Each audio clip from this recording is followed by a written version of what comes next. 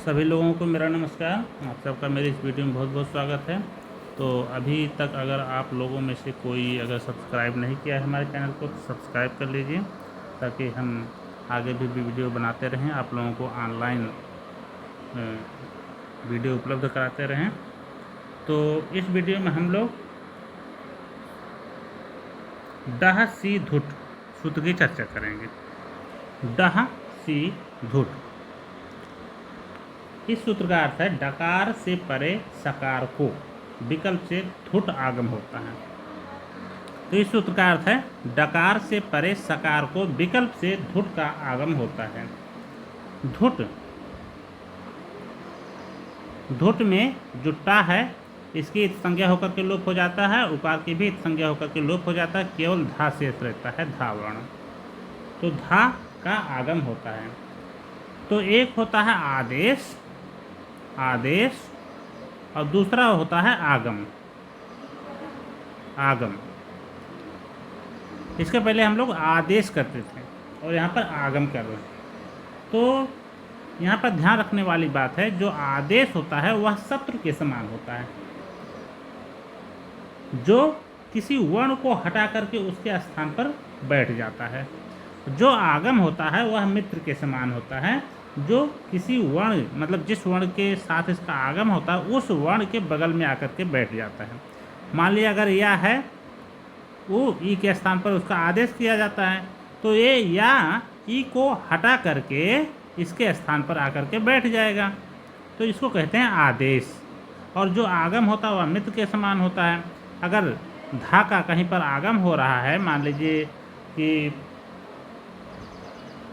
किसी सकार को आगम हो रहा है, तो यह धा या तो पहले आकर के बैठ जाएगा या तो बाद में आकर के इसके साथ में बैठ जाए, इसके बगल में बैठ जाएगा।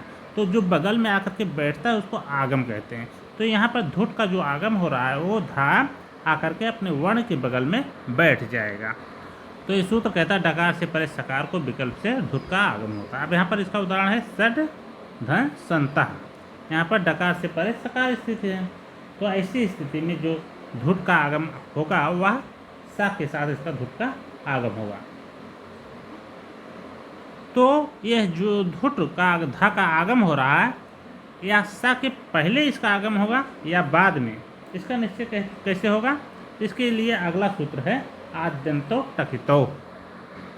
आद्यंतो टकितो, इस सूत्र को थोड़ा समझने की ज़रूरत है। इसको अलग अलग करेंगे तो हो जाएगा आदि अंतो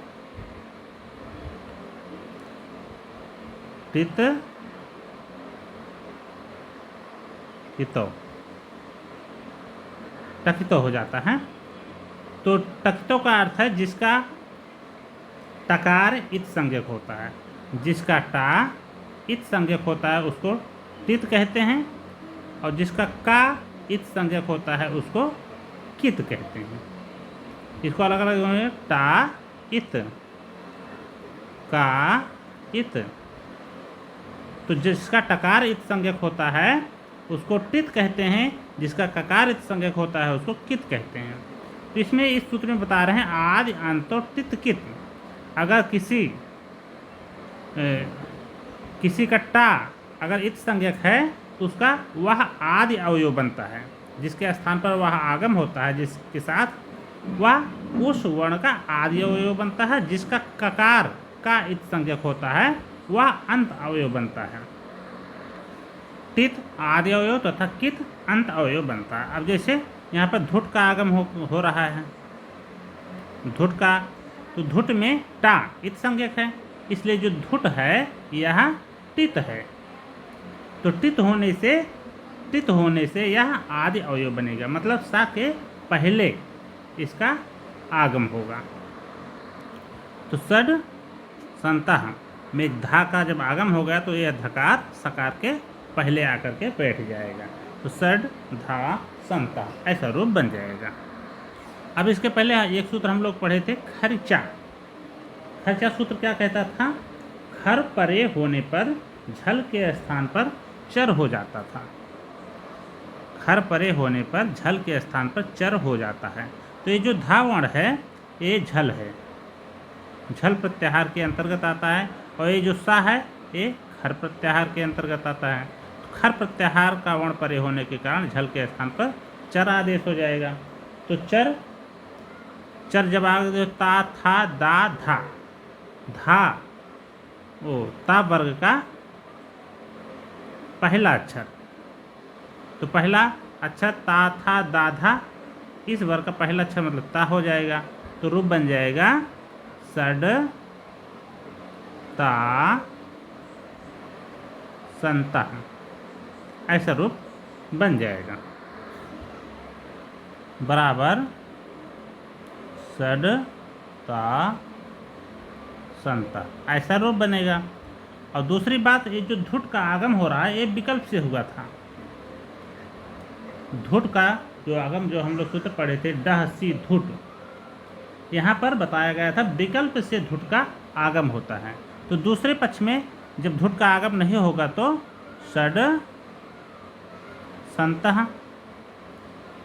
अब यहाँ पर भी ये लागू हो रहा है खरिचा सूत्र, क्योंकि यहाँ पर जो डा है ये झल प्रत्याहार के अंतर्गत आ रहा है और जो सा है ये खर प्रत्याहार के अंतर्गत आ रहा है।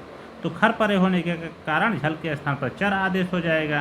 तो डा टा ठा डा ढा, तो इस वर्ग का पहला अक्षर, तो सा ता संतः, ऐसा रूप बन जाएगा। तो इसके दो रूप बनेंगे, एक षट संतः, एक षट संतः रूप बनेगा, दूसरा षट जिसमें तकार रहेगा और डा रहेगा, और दूसरे में षट संता, ये दूसरा रूप बनेगा। दो रूप इसके बनेंगे।